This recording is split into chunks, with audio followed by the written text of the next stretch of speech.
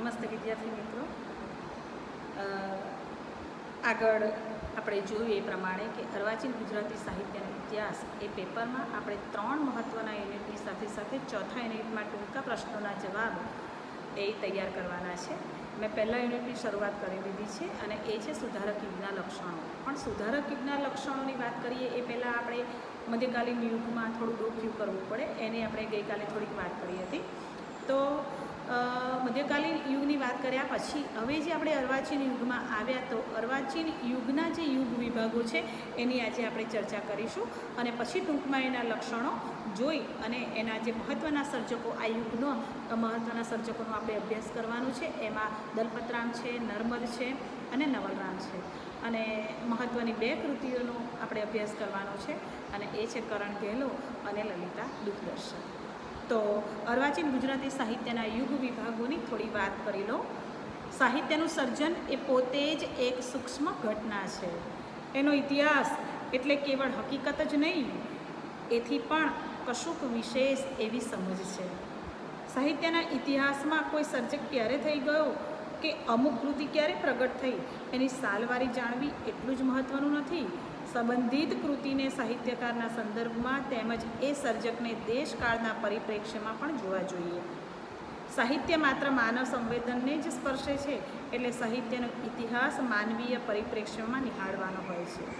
સમયના બહોળા પટ પર પથરાયેલા સાહિત્યને જોવા માટે એને ચોક્કસ વિભાગમાં કાલખંડોમાં વહેંચવું જરૂરી છે. એનાથી એ નાનકડા સમય યુગના સાહિત્યનું યોગ્ય પરિપ્રેક્ષ્યમાં મૂલ્યાંકન થઈ શકે છે. જો કે યુગ વિભાગો કૃત્રિમ રીતે પાડવાના નથી. સાહિત્યિક વિભાવના, વિષય વસ્તુ કે સર્જકની શૈલી વગેરેમાં જોવા મળતા વળાંકોને પણ ધ્યાનમાં લેવાના હોય છે. વળી ક્યારેક રાજકીય કે સામાજિક પરિવર્તનો પણ જે તે સમયના સાહિત્ય પર પ્રભાવ પાડતા હોય છે. એ રીતે પણ વિચારવું જોઈએ. યુગ વિભાગની યોજના પાછળ જે નિયામક તત્વ પડેલું છે તે તો સમય કરતાં વિષય, નિરૂપણ શૈલી, ભાવ, ભાવના વગેરેમાં રહેલું છે. આથી યુગ વિભાગો પાડતી વખતે શુદ્ધ સાહિત્યિક ધોરણો જ ધ્યાનમાં રાખવા જોઈએ. ગુજરાતી સાહિત્ય તેના ઉગમકાળથી જ આજ સુધી જોઈએ તો મોટા 2 વિભાગોમાં વર્ગીકૃત થઈ શકે તેવું છે. મધ્યકાળનું ગુજરાતી સાહિત્ય અને અર્વાચીન સમયનું ગુજરાતી સાહિત્ય. લગભગ 750 વર્ષના મધ્યકાલીન ગુજરાતી સાહિત્યને તેના દરેક પાસાથી સમજવા હેમ યુગ, નરસિંહ યુગ તથા પ્રેમાનંદ યુગ એમ 3 વિભાગોમાં જોયું હતું. સ્વાભાવિક રીતે જ એક પ્રશ્ન આપણા મનમાં જન્મે છે કે મધ્યકાળને ક્યારે સમાપ્ત થયેલો ગણીશું? અર્વાચીન યુગનો પ્રારંભ ક્યાંથી ગણીશું? અર્વાચીન યુગ પણ ક્યારે સમાપ્ત થયેલો ગણીશું?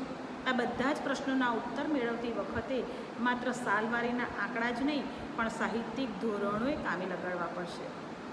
વળી ભાષાશાસ્ત્રી નરસિંહરાવ દિવેટિયાએ ગુજરાતી ભાષાના વિકાસક્રમની ભૂમિકાઓ સમજાવતી વખતે જે શબ્દો કહ્યા છે તેને પણ અહીં ધ્યાનમાં રાખવાના છે. આ સમયરેખાઓ દૃઢ મર્યાદાથી આંકેલી નથી. ભાષાના પ્રવાહને વચમાં ભીતો બાંધીને ગોઠવાય નહીં. એમાં તો એક સ્વરૂપમાંથી અન્ય સ્વરૂપમાં સંક્રમણ અણદીઠું થઈ જાય છે અને તેથી કરીને એ સમયના સ્વરૂપ ક્યારેક અન્ય સમયમાં પણ કેટલો કાળ થોભી રહેતા અને રઝળતા નજરે પડે છે. સાહિત્યના યુગ વિભાગો નક્કી કરતી વખતે એ સાલવારી ફક્ત દિવાલ બનીને ઊભી રહેતી ન હોવી જોઈએ.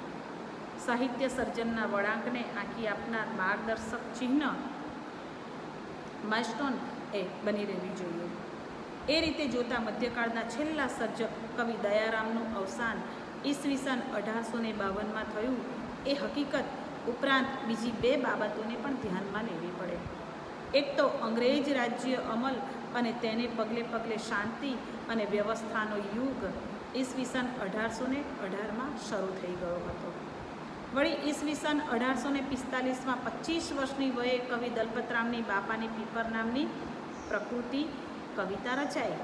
તે કવિતા અર્વાચીન ગુજરાતી કવિતાનું સૌ પ્રથમ આવિષ્કરણ ગણાય તેવી છે. તેવી જ રીતે ભારતની સ્વાતંત્ર્ય પ્રાપ્તિ સાથે ગાંધીયુગ સંકેલાઈ જાય છે અને થોડા જ વખતમાં ગુજરાતી સાહિત્યમાં એક નવી જ વિભાવના, સર્જનની પ્રગતિશીલતાની એક નૂતન લહેર પરિવર્તી જોવા મળે છે. બદલાતા જીવન મૂલ્યો, વૈશ્વિક સંવેદનાઓ વધુ તીવ્રતાથી અને વધુ વેગથી ગુજરાતી સાહિત્યમાં પણ પ્રવેશ પામતા નજરે પડે છે. આથી અર્વાચીન ગુજરાતી સાહિત્યની સમયરેખા 1845થી 1940 લગભગ ગણી શકાય. અર્વાચીન ગુજરાતી સાહિત્યનો આ સમયગાળો એ 3 ખંડમાં વહેંચી શકાય. ઈસવીસન 1850થી ઈસવીસન 1885 સુધીનો સંસાર સુધારા યુગ એટલે કે સુધારક યુગ અથવા તો નર્મદ યુગ. ઈસવીસન 1885થી ઈસવીસન 1915 એ સમન્વય યુગ અથવા તો પંડિત યુગ અથવા તો ગોવર્ધન યુગ. અને ઈસવીસન 1915થી ઈસવીસન 1950નો યુગ એટલે કે ગાંધી યુગ. સંસાર સુધારા યુગ કે સુધારક યુગમાં કવિ દલપતરામ, કવિ નર્મદ ઉપરાંત નવલરામ, નંદશંકર, મહિપતરામ, કરસનદાસ મૂળજી વગેરે સાહિત્યકારો થયા. તેઓ મુખ્યત્વે સમાજ સુધારકો હતા. સુધારણામાં ઉપયોગી બને એ રીતે સાહિત્યનો એક સાધન ઉપાદાન રૂપે તેમણે ઉપયોગ કર્યો. કાવ્ય ઉપરાંત ગદ્ય સ્વરૂપમાં પણ અનેક નવા પ્રકારો ખેડાયા. આત્મલક્ષી ઉર્મી કાવ્યો, કરુણ પ્રશસ્તિ, કવિતા, સંસ્કૃત વૃત્તબદ્ધ રચનાઓ લખાઈ. ગદ્યમાં નિબંધ, નાટક, નવલકથા, આત્મકથા, જીવનચરિત્ર, ઇતિહાસ વગેરે જેવા સ્વરૂપો સૌપ્રથમ ખેડાયા. સાહિત્ય વિવેચનનો પ્રારંભ પણ આ સમયમાં જ થયો. પિંગળ અને શબ્દકોશની રચના પણ થઈ. સમૂહ માધ્યમ તરીકે વર્તમાનપત્ર શરૂ થયું. સંસાર સુધારણા ઉપરાંત પ્રકૃતિ ચિત્રણ, દેશાભિમાન, માનવ પ્રેમ, ચિંતન વગેરે વિષયોનું આલેખન થવા માંડ્યું. ધર્મના સાંકડા પટમાંથી નીકળીને અર્વાચીન ગુજરાતી સાહિત્ય નિસીમ વિશાળતામાં પ્રવેશ પામ્યું. કવિ નર્મદે આ સમયે સાહિત્ય સર્જનમાં એકલે હાથે અનેક નવપ્રસ્થાનો કર્યા, જે આજે પણ ગૌરવ અપાવે તેવા છે. સંસાર સુધારણાનું આંદોલન પણ તેણે ધગશપૂર્વક પૂરા જોમ અને લગનથી જીવન કર્તવ્ય મિશન એટલે કે મિશન રૂપે ઉપાડ્યું. આ બધું તેણે એકલા જ હાથે કર્યું. નવા યુગનો અરુણ બનીને તેણે અજવાળું પાથરવાનો પ્રયત્ન કર્યો નર્મદે, જેને પરિણામે અજ્ઞાન અને વૈચારિક પછાતપણાના અંધારા ઉલેચવાનો પ્રચંડ પુરુષાર્થ ચાલ્યો. આથી આ યુગને યોગ્ય રીતે જ નર્મદ યુગ તરીકે પણ ઓળખવામાં આવે છે. તો આ થયો પહેલો યુગ. સાહિત્યના ઇતિહાસમાં જેને પંડિત યુગ તરીકે ઓળખવામાં આવે છે તે દેશમાં સ્થપાયેલી ઉચ્ચ કેળવણીના પ્રતિકરૂપ યુનિવર્સિટીનું શિક્ષણ પામેલા નવસ્નાતકોનો યુગ છે. સંસ્કૃત ઉપરાંત અંગ્રેજી ભાષા અને તેના સાહિત્યના ઘનિષ્ઠ સંપર્કમાં તેઓ આવ્યા. તેથી એમની સાહિત્યિક સમજ સુધારક યુગના બૌદ્ધિકો કરતાં વધારે ઊંડાણવાળી અને વ્યાપક બની. અભ્યાસ, મનન અને ચિંતન દ્વારા એમનું પાંડિત્ય ખીલ્યું. આથી આ યુગને પંડિત યુગ અથવા તો સાક્ષર યુગના નામથી પણ ઓળખવામાં આવે છે. વિચારણાની દૃષ્ટિએ પૂર્વ અને પશ્ચિમ વચ્ચેનો આ સમન્વય સમય છે, કાળ છે. એટલે જ આ યુગને સમન્વય યુગ તરીકે પણ ઓળખવામાં આવે છે. એક પ્રતિભાશાળી, ઉત્તમ સર્જક અને ચિંતક તરીકે શ્રી ગોવર્ધનરામ ત્રિપાઠીએ એ સમયખંડ ઉપર પોતાનો પ્રભાવ દાખવ્યો હતો. તેથી આ યુગને ગોવર્ધન યુગ તરીકે પણ ઓળખવામાં આવે છે. આ યુગના અન્ય સાહિત્યકારો મણિલાલ નભુભાઈ દ્વિવેદી, બાલાશંકર કંથારિયા, નરસિંહરાવ દિવેટિયા, રમણભાઈ નીલકંઠ, આનંદ શંકર ધ્રુવ, કેશવ હર્ષદ ધ્રુવ, કવિ કાંત, કવિ કલાપી, નાનાલાલ, બક ઠાકોર વગેરે જેવા મુખ્ય સાક્ષરો હતા. કનૈયાલાલ મુનશીની પ્રતિભાનો વિકાસ પણ અહીં થોડોક સમયખંડ રોકે છે. સુધારક યુગમાં કવિતાના ક્ષેત્રે તેમજ ગદ્ય ક્ષેત્રે જે નવા સાહિત્ય સ્વરૂપનો આરંભ થયો હતો એ બધામાં આ યુગમાં વિકાસની દૃષ્ટિએ પૂર્ણતા તરફની ગતિ રહી. એના સુફળ રૂપે જ ઉત્તમ ઉર્મી કવિતા, કરુણ પ્રશસ્તિ કવિતા, મહાકાવ્ય રચનાના પ્રયાસ, ખંડકાવ્ય, સોનેટ, ગઝલ વગેરે સાહિત્ય સ્વરૂપો, ઉત્તમ કોટીની નવલકથા, ઊંચી વિદ્વત પ્રતિભાવાળા નિબંધો, પ્રશિષ્ટ કોટીની નાટ્ય રચનાઓ અને પ્રયોગશીલ કવિતાની સાથે સાથે ખેડાયેલા ગદ્યમાં અભિવ્યક્તિની નવીન તરાહો જોવા મળી. સાહિત્યના ઇતિહાસનો બધી રીતે આ સુવર્ણયુગ બની રહે છે.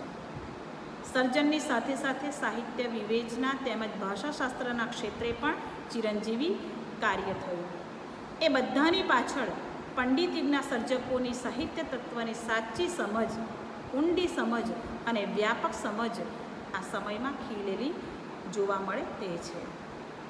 અર્વાચીન ગુજરાતી સાહિત્યનો ત્રીજો તબક્કો એટલે જ ગાંધીયુગ એવું વ્યાજબી નામાભિધાન પામ્યો છે.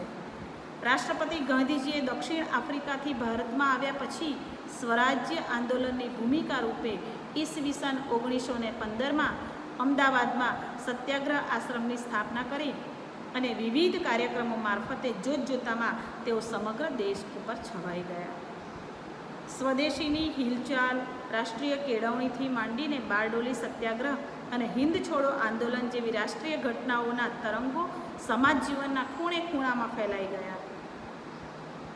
નવજાગૃતિનું પ્રચંડ મોજું આ અગાઉ આટલા વ્યાપક પ્રમાણમાં જોવા મળ્યું નહોતું.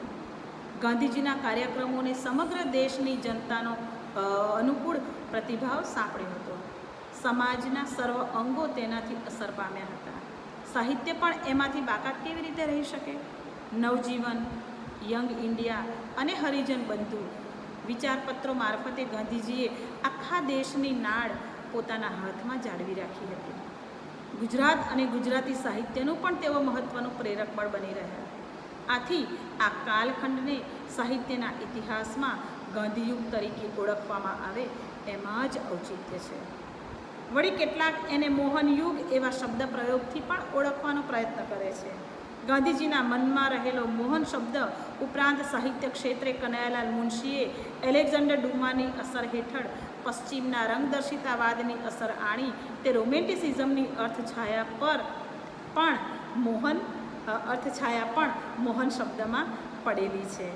ગાંધી શાસનના લેખકોમાં ગાંધીજી ઉપરાંત કાકા સાહેબ કાલેલકર, કિશોરલાલ મશરૂવાળા, મહાદેવભાઈ દેસાઈ, રામનારાયણ વિશ્વનાથ પાઠક, સુંદરમ, ઉમાશંકર જોશી, કનૈયાલાલ મુનશી, રમણલાલ દેસાઈ, ધૂમકેતુ, ઝવેરચંદ મેઘાણી, સ્નેહરશ્મિ વગેરે નાના મોટા સર્જકોએ જે સાહિત્ય સર્જન કર્યું તેમાં ગાંધીયુગની ભાવનાઓનો પડઘો સ્પષ્ટપણે પડેલો સંભળાય છે.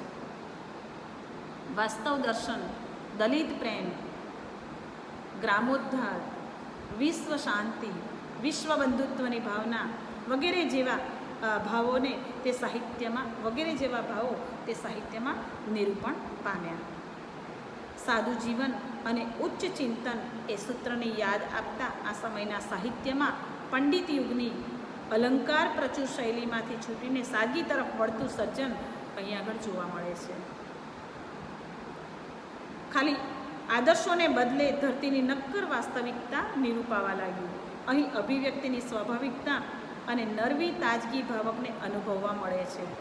આમ જનતા પણ હવેના સાહિત્યમાં પ્રતિનિધિત્વ પામી તેણે પણ પ્રજા અને સાહિત્યને એકમેકની નજીક આણ્યા.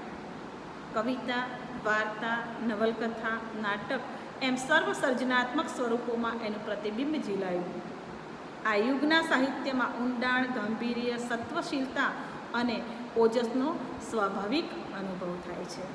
તો આ જે વાત કરી તે અર્વાચીન ગુજરાતી સાહિત્યના જે 3 યુગ વિભાગો પડ્યા એની આપણે ચર્ચા કરી.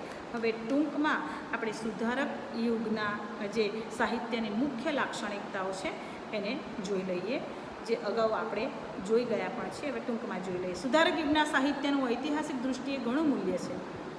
મધ્યકાળના ધર્મપ્રધાન સાહિત્યમાંથી છૂટીને સમાજ જીવનના પ્રશ્નોને સ્પષ્ટપણે સાહિત્યમાં પ્રતિબિંબિત કરવાની એની મુખ્ય ભૂમિકા રહેલી છે. આ યુગના સાહિત્યનું મહત્ત્વનું પરિબળ અંગ્રેજી કેળવણી અને સુધારક પ્રવૃત્તિ ગણાય છે. એનાથી પ્રજામાં નવજાગૃતિ આવી અને નવી જીવન દૃષ્ટિ આવી. આ મહત્ત્વનું પરિબળ છે. પ્રજામાં પરિવર્તનનો પ્રાણવાયુ ઉભરાવા લાગ્યો.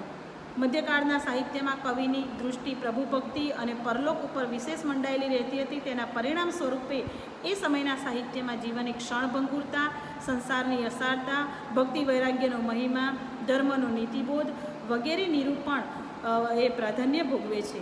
પાશ્ચાત્ય સંસ્કૃતિ અને સાહિત્યના સંપર્કમાં આવેલા સુધારક યુગના સર્જકોની દૃષ્ટિ સમાજના નાના મોટા પ્રશ્નો પર એટલે કે વાસ્તવિક માનવ જીવન પરત્વે કેન્દ્રિત થયેલી હોવાથી સુધારક યુગના સાહિત્યમાં ધર્મ અભિમુખતાને બદલે સમાજાભિમુખતાનું વલણ વિશેષ જોવા મળે છે. અલબત્ત ધર્મભક્તિ થોડાક પરિવર્તન સ્વરૂપે ક્યારેક ગોળાના સારાભાઈ જેવા સુધારકોની કવિતાઓમાં આલેખન પામે છે ખરી, પરંતુ એ નૂતન ધર્મ ભાવના છે. સાહિત્યમાં સુધારણા વિષયક બાબતો નિરૂપાવા લાગી એ બાબતે એક અવલોકન છે કે જેમ મધ્યકાળમાં કાવ્ય તત્વના ભોગે ધર્મ ભક્તિ ઉપદેશ નિરૂપાયા હતા, તેમ સુધારક યુગમાં પણ ઘણી વખત કાવ્ય તત્વના ભોગે સંસાર સુધારો એ પ્રજાને ઉપદેશ રૂપે મળતો રહ્યો. સાહિત્ય સર્જકની સંવેદન અને વિચારની અભિવ્યક્તિનું માધ્યમ બનવાને બદલે તત્કાલીન વિચારોના પ્રચારનું સાધન બની રહ્યું. ધાર્મિક અને સામાજિક દૂષણોમાંથી ઉદ્ભવતી સમાજ જીવનની વિષમતા, રાજકીય પરાધીનતા અને તેમાંથી જન્મતી વેદના તથા સ્વાતંત્ર્યની ઝંખનાનું ગાન આ યુગમાં નિરૂપણ પામ્યું. સ્વતંત્રતા અને દેશાભિમાનની ભાવનાઓ સમાજ જીવનની અનેક અટપટાને મૂંઝવતા જટિલ પ્રશ્નો તથા માનવ પ્રેમની અભિવ્યક્તિ હવે જોવા મળે છે. મધ્યકાળમાં રચાતી કવિતા મોટે ભાગે પરલક્ષી ઉદ્ગારોવાળી હતી અને બદલે હવે આત્મલક્ષી ઉદ્ગારોવાળી કવિતા પણ રચાવા લાગી. આ યુગમાં રાધાકૃષ્ણના આલેખન દ્વારા મીરા, દયારામ જેવા કવિઓની ઉર્મિ સંવેદન રૂપે વ્યક્ત થતી હતી. તેના બદલે પ્રેમ સરીખા માનવ હૃદયના નાજુક સંવેદનોને સૌપ્રથમ સીધી અભિવ્યક્તિ સાધી સાહિત્યનો વિષય વર્તુળ કેવળ ધર્મના સાંકડા કોચલામાં સીમિત ન રહ્યું, પરંતુ વિશાળ પરિપ્રેક્ષ્યમાં હવેનું સાહિત્ય નિરૂપાવા લાગ્યું. વિષય વૈવિધ્ય ઉપરાંત અનેક નવા સાહિત્ય પ્રકારો અને પ્રયોગોનો આરંભ આ યુગમાં થયો. સાહિત્ય ક્ષેત્રે નવ પ્રસ્થાનોનો યુગ બની રહ્યો. પદ્ય ઉપરાંત હવે સાહિત્યિક અને શિષ્ટ ગદ્ય લેખનનો પણ આરંભ થયો. કવિતાના ક્ષેત્રે પાશ્ચાત્ય રીતિના ઉર્મી કાવ્યો, સંસ્કૃત વૃત્તબદ્ધ રચનાઓ, દેશી ઢાળોને બદલે માત્રામેળ તથા અક્ષરમેળ છંદ રચનાઓ, કરુણ પ્રશસ્તિ જેવો કાવ્ય પ્રકાર વગેરે નિરૂપાયા. વીર કાવ્ય અને મહાકાવ્યના પ્રયોગો પણ થયા. તેની આંતરિક જરૂરિયાત રૂપે વીરવૃત્ત, મેઘછંદ વગેરે નવા નવા છંદો ઉપયોગમાં લેવાયા. ગદ્યમાં નિબંધ, નાટક, નવલકથા, આત્મકથા, જીવનચરિત્ર, ઇતિહાસ વગેરેનું સૌ પ્રથમવાર નિરૂપણ થયું.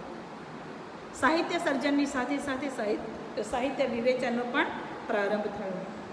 એથી સાહિત્ય અંગેની દૃષ્ટિ સાચી સમજ કેળવવાની શક્યતા ઊભી થઈ. પિંગળ શાસ્ત્ર, શબ્દકોશ વગેરે ક્ષેત્રોમાં પણ નવ પ્રસ્થાન થયું. સાંસ્કૃતિક નવજાગૃતિને લીધે પૂર્વના પ્રાચીન શિષ્ટ ગ્રંથો તેમજ પશ્ચિમના સાહિત્યમાંથી નોંધપાત્ર ગ્રંથોના અનુવાદની પ્રવૃત્તિ પણ યથાશક્તિ આ યુગમાં જ શરૂઆત થઈ. નવી ઢબની શાળાઓ સ્થપાઈ, સ્ત્રી કેળવણીનો આરંભ થયો, મુદ્રણ યંત્રની શરૂઆત થઈ, વરાળ યંત્ર, તાર અને ટેલિફોનની સુવિધાઓએ જગત આખાને ઘરના ઉંબરા ઉપર જાણે લાવી દીધું. વર્તમાન પત્રો પ્રગટ થવા લાગ્યા, જેથી પ્રજા સમૂહમાં છેક ઊંડે સુધી પ્રવેશ કરીને જ્ઞાનની જ્યોત પ્રગટાવવામાં અનુકૂળતા ઊભી થઈ. એ અર્થમાં આખો અર્વાચીન યુગ એ અક્ષરશઃ સુધારા યુગના ખભા ઉપર ઊભો છે એમ કહેવામાં અતિશયોક્તિ નથી. તો આપણે જે યુગ વિભાગોની વાત કરી, અર્વાચીન યુગના અને સુધારક યુગની મહત્ત્વની લાક્ષણિકતાઓની વાત કરી, અહીંયા આપણે આટલા સુધી રાખીએ છીએ. હવે મહત્ત્વના સર્જકો વિશેની હવે પછી આપણે વાત કરીશું. થેન્ક યુ વિદ્યાર્થી મિત્રો.